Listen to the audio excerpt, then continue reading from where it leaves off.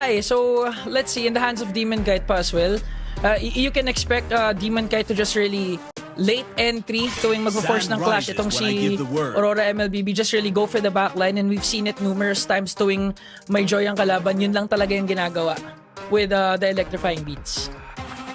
Again, you kind of have to, you do that in the very earliest stage of the game. So I'm expecting na kailangan makita nating malupit na early game to Aurora para ma-maximize yung Joy na to. Kasi malamang sa malamang, or most times, like siguro mga 7 out of 10 times, nakita ko yung mga Joy na medyo naiiwan ng bahagya sa early. Bugbog. Hirap na sila makabawi. Oh, sabihin mo na, bugbog. Ganun. Wow. Ganun bugbog. Sige, yun eh. Okay, so fine. Sige na nga. Final bans for both of these teams. Aurora, kanina nag-ban out ng Harit. Will they still go for a Jome hero? Nandyan pa yung Lunox. Actually na well ginagamit ni Jome, as well as the Moskov. Galing ko, no? Wow. Tama naman. Tama naman, brother.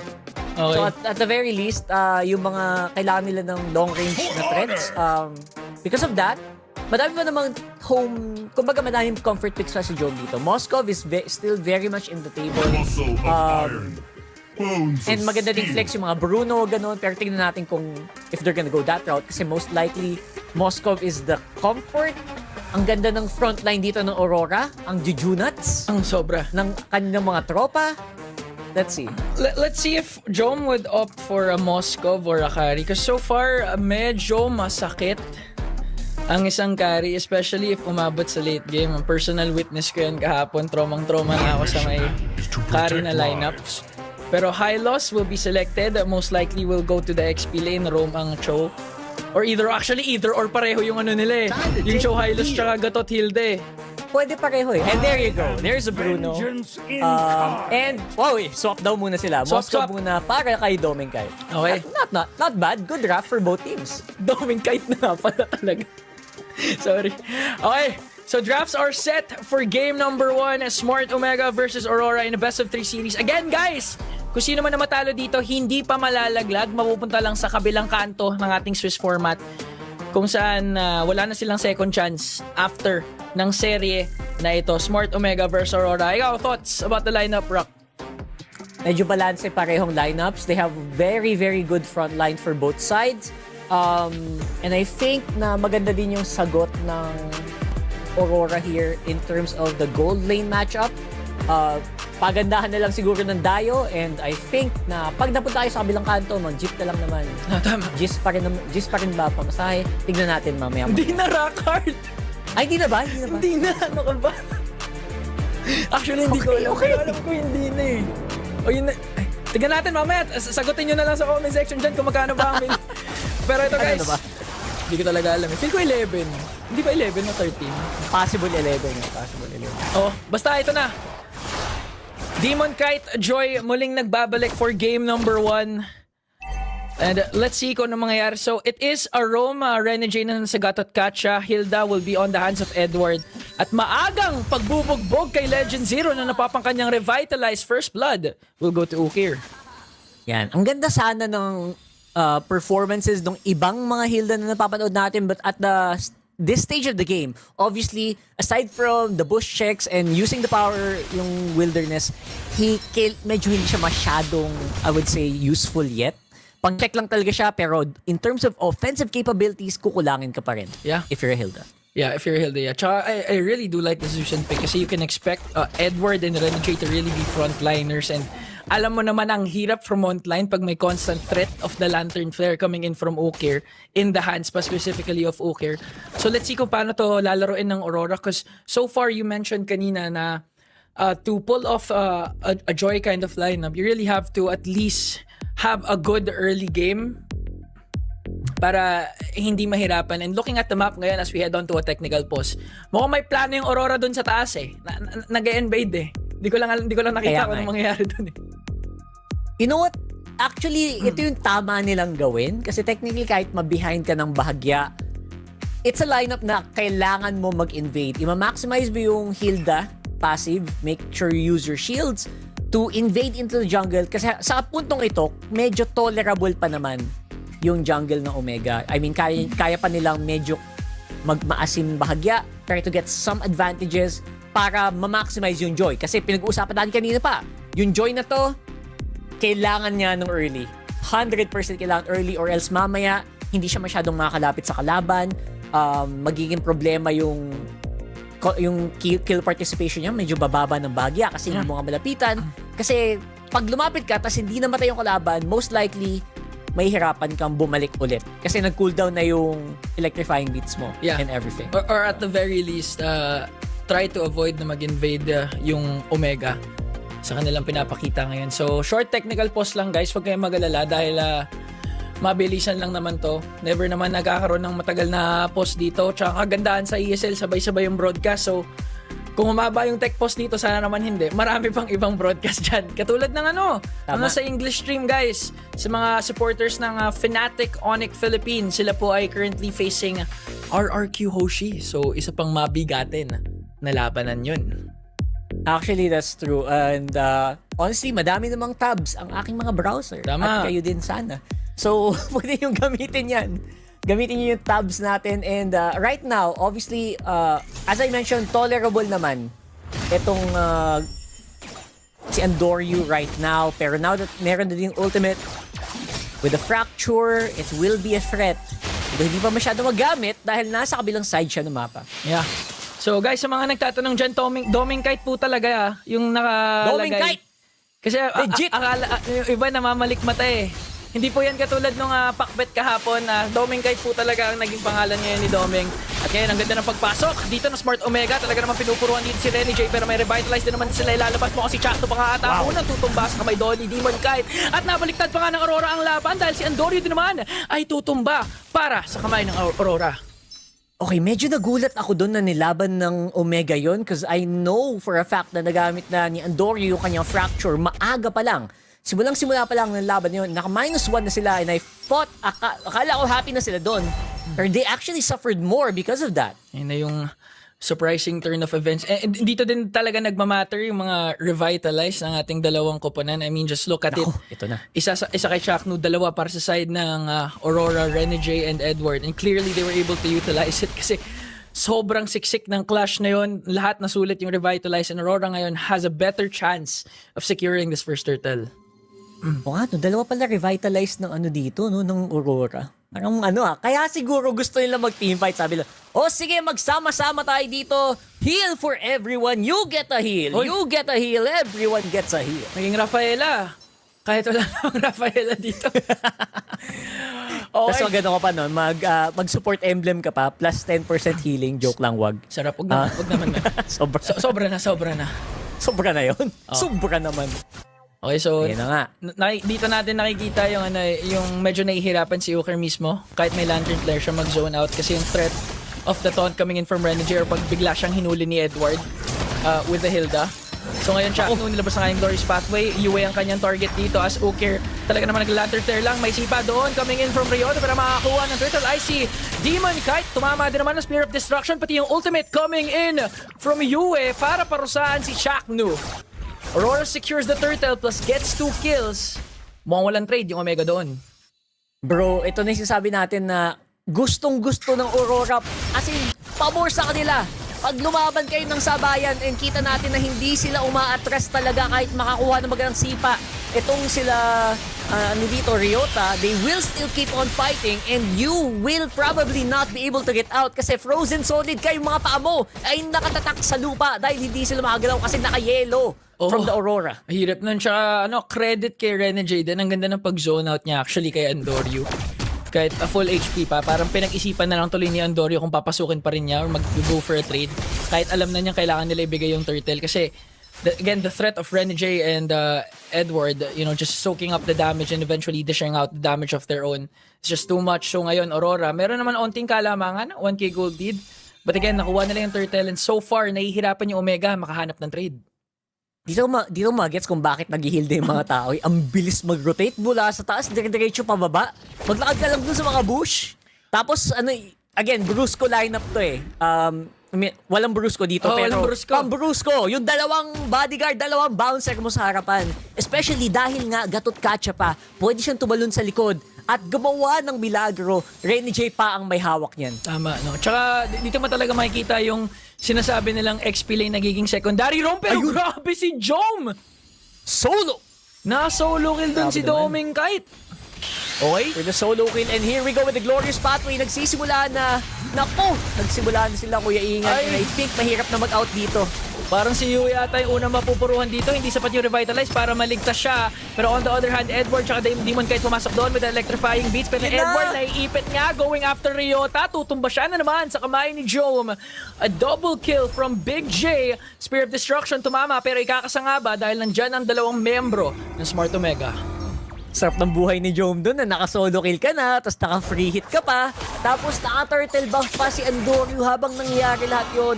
Life is good para sa Omega, sila na ngayon ang may bahagyang lamang sa ginto. Shoutout nga pala kaya Dana Leo Kabungay na nanonood ngayon. Shoutout sa'yo. Basta, you know. So, What's up at your service? tama, at your service, what's up? Pero tama ka nga, no? Ang sarap ng buhay ni Joe ngayon, getting 2 kills. Hindi pa yung nakakatakot. Sinabi mo, si Andoryu all throughout that clash, kumukuha lang ng buff. So imagine, no, one of your main damage dealers, wala sa picture na yun, but you were able to get 2 kills. Minsan kinakailangan talaga mag-ingat ngayon ng Aurora kasi right now, the lead has shifted to Omega side. 1K na po ang kalamangan ng barangay. And so far, nakakuha pa ng Torre doon sa baba si Jome.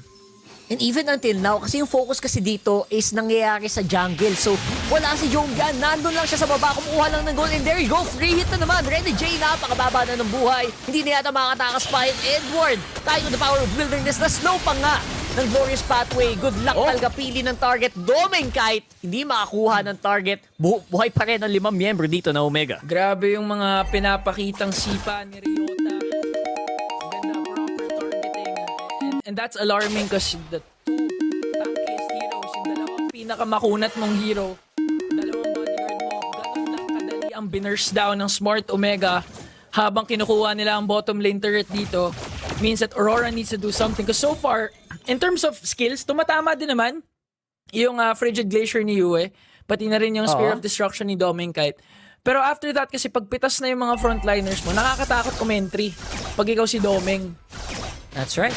And si Demon Kite, syempre, hindi pa siya makasali sa teamfights masyado, especially sa lagay na to. Ang hapdi na din ng bawas, tas si Uker naka-Zushin pa, so hindi ka pwedeng basta-basta maglakad lang sa harapan niya. No, tsaka nakita tayo ng mga Jushin recently na naka-Sky Piercer, Medyo masakit pa rin ang Jushin kahit sabihin mong pa ganyan-ganyan lang yan as Andoryu once again will secure the last and final turtle. So 2 turtle ang na-secure ng Omega. Isa naman para sa Aurora. Spear of Destruction tumama dito. Habang si Doming Kite all throughout, kumuha lang ng trade doon sa baba. Kumuha ng bottom lane turret. Pero si Jome, may sagot kagad, kumuha din sa taas. No, life is good talaga para sa Ayun, Omega sa Piercer, lagay na ito. And there you go, right on cue, the Sky Piercer. Talaga namang kailangan yan. And so far, parang hindi daw kailangan ni Bruno yan. Lalaban muna ngayon Omega dito sa gitna. Munti ka na maaliop ni Ryota kay Uker. Etong si Doming Kite pero nakalayo pa rin. Pati naman Renny J ginamit ang kanyang Avatar of the Guardian defensively. And din yung mga ayaw mo if ikaw ay may lineup na Gatot Kacha, yung palayo, yung ultimate ng isang Gatot. Clearly medyo nararamdaman mo onte yung nerf kung paano in-adjust etong si Gatot Kacha. And ngayon, Smart Omega, they know their objectives, they know their capabilities. Kayang-kaya na nila maging agresibo sa sariling jungle ng Aurora. Ako, kailangan ng isang malupit na god set. Pag ikaw yung Aurora dito, kailangan mag-set ng isang malupit na itong si Renny J. Kailangan mapatama mo yan. Pero ang problema dyan, tatama ba laban sa isang napakadulas na lineup dito ng Omega na talagang hinahabol na kayo isa-isa. Grabe yung alley-oop na naman ni Uker tsaka ni Ryota. Tumama din naman ng Spear of Destruction pero hindi pa kinakasal ni Doming Kite habang samantalang Demon Kite makakaisa. That's 1 kill on to Ryota. Tataka siya dito dahil hinabol siya ni Andoryu. Uker may makukuha with the Lantern Flare pero Edward makakatakas rin naman. So kahit papano, buhay na buhay pa rin ang Aurora with a beautiful pick-off coming in from Demon Kite. Ayan na yung mga Kite Brothers Doming. Ay, nako. In fairness, hindi lang ikaw yung nagkakaganyan no? Parang karamihan sa ating mga broadcaster, nagsasanay pa lang dito sa kanilang pangalan. And look at this! Doming Kite! Ayan. Nako mo! Naglaho! Yun sigurado si Doming yun. Hindi yun si Demon. Si Doming Kite yun. 100%. Again, another beautiful takedown from Jome onto the bottom lane kay Doming Kite. Not a good game so far para sa the next standard. That sets up Smart Omega for a beautiful Lord take. Pero buhay pa rin si si Domain Kite Pwede yan umentry pero nabibigyan ng vision ni Ryota. Kaya naman napapalayo ngayon si Demon Kite habang Omega working on the Lord. Nakasipa si Ryota onto Demon Kite. Smart Omega secures the Lord at para maiisahan pa nga nila si Demon Kite. Pumasok pa si Rene J with the AOG just trying to save him. Pero ang problema, 4 na miyembro ng barangay pinalibutan. Etong si The Hitman and Omega secures the Lord with 2 kills. Looks like nangyayari na yung sinasabi natin kanina, Ingan. The joy is naging sad. Pero normal na yon sa mga situation na to kasi Ryota just has a very simple job in these situations. Either paalayuin nyo yung Hilda or sipaan nyo papalapit si Yue or Ayun itong si Demon Kite. Oy! Okay. Wow! Napop yung, they're gonna be fine here. Napop yung Purify doon ni Domain Kite. That's a good play coming in from Ryota. So at any given moment, pwedeng makasetup ulit dito ang Smart Omega without the threat of having a Purify from Domain Kite. At ito na nga, level 1 Lord marching in the bottom lane. Uker continuing to zone out, pero Renjay pumasok with the AOG. Parang delikado ata. Dahil medyo masakit na nga dito si Ukir kahit may revitalize ng dalawang kupunan. Omega pa rin ang mangingibabaw as Aurora bursts down the Lord down the bottom lane. Hindi pa rin tapos ang barangay. Hindi pa sila tapos. They can keep going. I can do this all day, sabi dito ng Omega. And there you go. That turret is not gonna be long for this world. Takal na ang inhibitor turret ng Aurora dun sa baba. Looking at the KD, so far, maganda naman yung pinapakita ni Demon Kite. It's just that medyo in terms of team fights, nahihirapan talaga yung Aurora. Siguro kasi parating na out of position sila sa ginagawa ni Ryota. Ryota has really been performing well. At this point, kahit sino sipaan niya, beneficial talaga for the side of Omega. Even if mapop yung Purify ni Domain Kite, that's 100% okay kahit mag-flicker pa si Ryota. Kasi again, another layer of protection from Aurora has been expended. Kaya naman ngayon, Ryota, alam niya to, sisipa lang at sisipa. At ang mamata niya doon ay si Edward. Ayan na naman yung alley-oop kay Ukir. Napakasakit na nga doon ni Big J. Makukuha pa rin naman ni Demon Kite ang kanyang purple buff. But the problem is may minions ang Omega dito sa gitna. Pwedeng pumasok ang buong barangay. Jong, tumatower lock lang doon sa inhibitor turret. And just like that, Omega has a 6.4k gold lead. Sobrang flexible talaga dito ng ng lineup ng Smart Omega. Again, wala na silang pakialam din kahit Hilda yung masipa nila. They can just keep going. Ryota just kicks the Hilda back and nagtutunaw na din siya. Because of how much gold is in the pockets of Jom dito. 5-0 in 5 dito sa Bruno. And I think he's in a really good spot right now to free hit anybody. Kahit yata si Rene J hindi tatagal masyado pag naka-free hit ang Bruno. Medyo masakit na talaga yung pinapakita dito ni Jom. And at the same time, hindi pa nga siya naaabot ng pwedeng umabot sa kanya. Ideally, you have Rene J with the AOG to go for the damage dealers or even Hilda. Pati na rin Demon Kite. But the problem is, bago pa sila makalapit kay Jom, burst down na sila kagad ni either Andorio o ni Ukir. Hindi pa nga si Jom yung pumipitas doon. So, ganun nakakatakot yung lineup ng Omega ngayon. Controlled nila ang Lord Pit. Demon Kite medyo malayo doon, kaya naman hindi na sila makakuha ng chance makakuha pa ng Lord. Ingan, ang hirap talaga gamitin ng Joy dito sa scenario na to. Parang, kahit ang ganda naman ng stats niya, di ba? 3-1-2. Parang hindi siya makalapit masyado talaga eh. And paano mo gagawin yung trabaho mo as a Joy if you can't really go near your opponents? Your skills, hindi din makagawa ng difference sa mga team fight. Looking at the items, may Blood Wings na Holy Crystal tsaka Divine Glaive. Itong si Demon Kite. So in terms of damage output, masakit na talaga ang pwedeng ilabas ni Demon Kite ngayon. Pati na rin may Trinity na. Itong si Domain Kite, pati Wind of Nature. So right now, kayang-kaya pa naman makapalag ng Aurora. It's just that the setups really need to connect. AOG paired up with the Frigid Glacier. That's gonna be enough time for for Aurora to burst down at the very least 1 or 2 players for the side of Barangay. Oh, here comes the Lord walking here sa baba. And tumrike, sumipa ng isa. Pero si Edward nabuhay pa. Yue gonna go down soon. Pero may Pride of Ice pa. Lalaban pa ngayon sa gitna ng base. And wala silang pake. 2 na lang. Actually, 3 pala. Ang naiwan pa sa Aurora. Defable pa ba? Nako, parang mahirap-hirap na to dahil 4 pa na member ng barangay. Talaga namang binibigyan etong si Rene J Andorio mapapalayo saglit pero babalik din naman after maka-regen pero mapipitas nga nila si Hitman. A mega kill coming in from Ukir. 407 na, naka-Sky Piercer pa ang Jushin na yan. Demon Kite and Doming Kite, Kite Brothers desperately defending. Mai-clear naman nila yung minions at madedepensahan pa nila ang opensa ng Omega. Okay, so hindi pa naman endable pero nakita mo, again, ang hirap nung situation ng Aurora para mag-team fight. Feeling ko, kung ikaw yung Aurora, kailangan mauna ka mag-engage. Kasi pag nauna yung Omega, ang hirap ng pwestuhan. Kailangan pumwesto ng maganda ni Edward, kailangan pumwesto maganda ni Demon Kite bago makatalon papasok si Renny J. Kasi pag si Renny J lang mag-isa, bro, natutunaw din siya. Oo. Tsaka again, gusto ko talaga i-comment yung performance ni Ryota. Despite yung mga pagpasok niya, flicker in Jutkundo, Sway of the Dragon, Alley-oop kay Ukir, 2 deaths pa lang ang nasasuffer ng napaka-aggressive na show ni Ryota ngayon. Diba, imagine mo kung ako yan, kanina pa ako patay. Malamang sa malamang. Pero magaling ka pa rin. Don't worry. Ayan, Konsin. Oh my goodness, here we go. Okay, nilapag na kay Frigid Glacier pero hindi ko connecta. Habang si Ryota, sukay of the damage. Dory pumasok with a fracture pero nandun yung Revitalize coming in from Aurora. So madedepensaan pa rin ng Aurora ang opensa again ng Omega. But the problem is, wala yung Frigid Glacier. Omega din naman, wala yung Glorious Pathway ni Chakno and in 15 seconds, magkakaroon ng Lord. And I think Aurora really needs to contest for this Lord. Yeah, this Lord, hindi na pwede yung kaninang parang bigay-bigay na lang. This Lord is gonna break your base. So 100% they have to go for the contest. Kailangan buhay lahat ng miyembro bago sila magsimula ng laban. And kita mo nga, nagsisimula na yung Aurora po, pwesto na in advance just to be ready. Bale mo, maka -1 pa sila. And I think, Ingan, sobrang, yun na lang talaga win conditional dito. Maka -1 ng mabilis laban sa Omega. Ibaburst down nila yung Lord kasi alam nila si Andorio nandun sa top lane kaya naman napapareact ngayon ng Omega.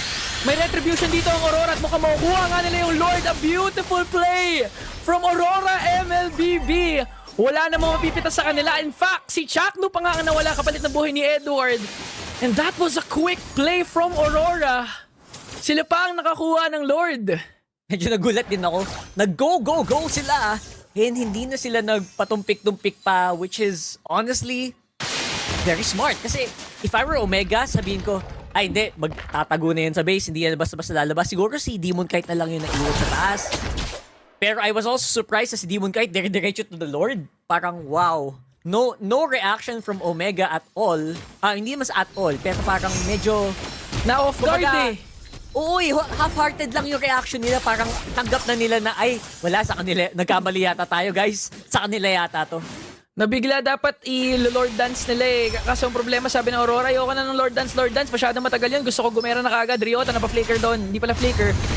And dash in lang. Uy, sa May likod! clear naman nila kagad yung Lord. Pero doon sa likod, Andorio, napapaligiran ng 4. Makakatakas ba? Ahoy! Electrifying beats coming in from Demon Kite. Pero Ryota, ang ganda ng Jitkundo flicker combination. At mapipitas na nga nila si Demon Kite. Ito na ang sagot ng Aurora. Kaso ang problema, mukhang tutumba din naman si Edward. Ryota, buhay pa rin. Halos isang pitik na lamang si Ryota. Buhay pa rin yung show niya. Grabe. Parang kalahating lungs na lang yata yung ginagamit nitong si Ryota dito sa show niya. Pero nakakalusot talaga. Humihinga pa. Sabi ko nga kanina, men, ang dulas talaga ng lineup nila kung iisipin mo eh. Lalo pag naglapag pa ng red carpet tong si Chakno, nag-Glorious Pathway, nako po! Grabe. Yung mga response na pinapakita dito ng dalawang kupunan. Nakakatakot na nga actually kasi Andorio napaligiran na ng 4. Buti may dash out pa siya doon. And at the same time, yung beautiful Jitkundo flicker ni Ryota, double man knock up yung kanyang nakuha doon, catching Aurora out of position. Kaya kahit tumama yung Frigid Glacier doon ni Yue, wala silang follow-up na nagawa. Pero buhay pa rin naman ang inhibitor nila sa taas. And if ma-execute nila yung macro play ulit, katulad ng ginawa nila for the recent Lord, pwedeng-pwede pa makabawi ang Aurora MLBB. Actually, tama kayo. More on map knowledge yung nangyari kanina. Kaya medyo nakabawi pa yung Aurora kahit papano. And napaliit nila yung gold lead. Nasa 4,000 na lang ang lamang ng Aurora dito. And somehow, they are also just walking out on the map. Sila ngayon naghahanap ng pitas. Okay, alam ng Aurora na may aakyat ulit sa Omega. Katulad ng ginawa nila kanina. Dahil 15 seconds na lang lalabas na yung Lord. So maghahanap sila, tatry nila makahanap ng pick-off. Habang Omega din naman, medyo kalat dito. Ryota inaalagaan si Andorio. Tapos Omega securing the mid lane river. Pero okay, magiging Lord Dance nga to. Hindi nagtagpo yung dalawang koponan. Ayan. So this time around, mas handa na ang Smart Omega para kunin ang laban na to kung sakali na madali nila yung Lord. And I think alam din naman ng Aurora na importante i-contest natin. I think they're gonna go for it. Renny J naghahanap ng possible na entry niya dito. Andorio ang kanyang nasa bata. Here comes Doming Kite. And magsisimula na ang laban. Op. Napaping immortality doon ni Jom. Pumasok na nga with the Frigid Glacier, pero una mapipitas doon bigla ay si Jom. That's a good trade. Ranjay pumasok with the AOG. Next target is Ryota. Napap yung kanyang immortality, pero si Doming Kite napakatapang ngayon. Talaga naman sumusugod. Dash in. Kahit nandun si Ryota, tsaka si Ukir. Aurora has the chance to get the Lord, pero here comes Andorio. Crimson Beacon incoming in from Ukir. Nag-flaker in at napitas pa nga itong si Doming Kite. Parang mahihirapan tuloy bigla ang Aurora makakuha ng Lord.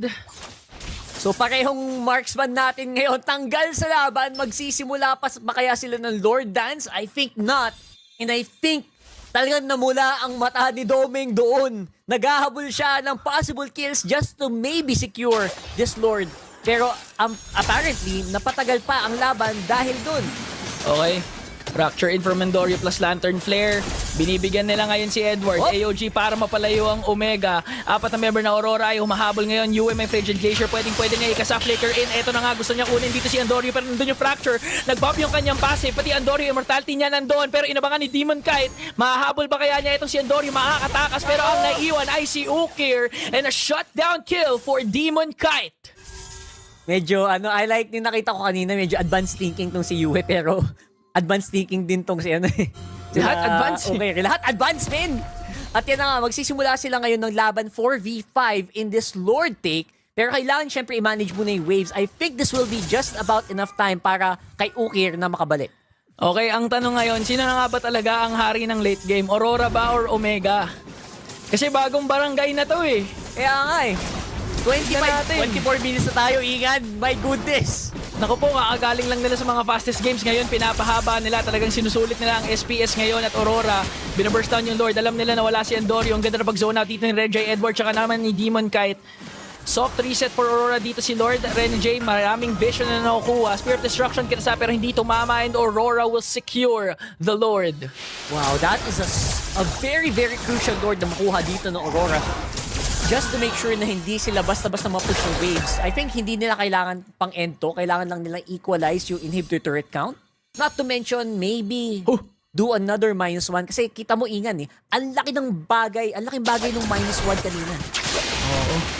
Quick update din, -1 din ang score ng FNOP ngayon. Natalo sila game 1 sa RRQ Hoshi. Oo, natalo yung FNOP. Teka. Okay, back to the ball game tayo dito. Nagulat ako eh. Okay, Aurora ngayon. Thank you, Ingan. Thank you. May major objective, may major advantage dito with the Lord. Makakapitas sila ng isang inhibitor, Doming Kite. Tinamaan na nga with Spear of Destruction. Kinasa din. Ang target nila ay si Ukir Ryota. Hindi pa nakakasa. Kanyang Jeet Kundo AOG from the backline for Rene J. Nagkakagulo na pero ang unang tutumba ay si Yue. Doming Kite nakapag-free hit dito. Joe makakaisa. Tatlo ang nawawala sa Aurora pero sabi nila okay lang dahil makukuha namin ang base ng Omega.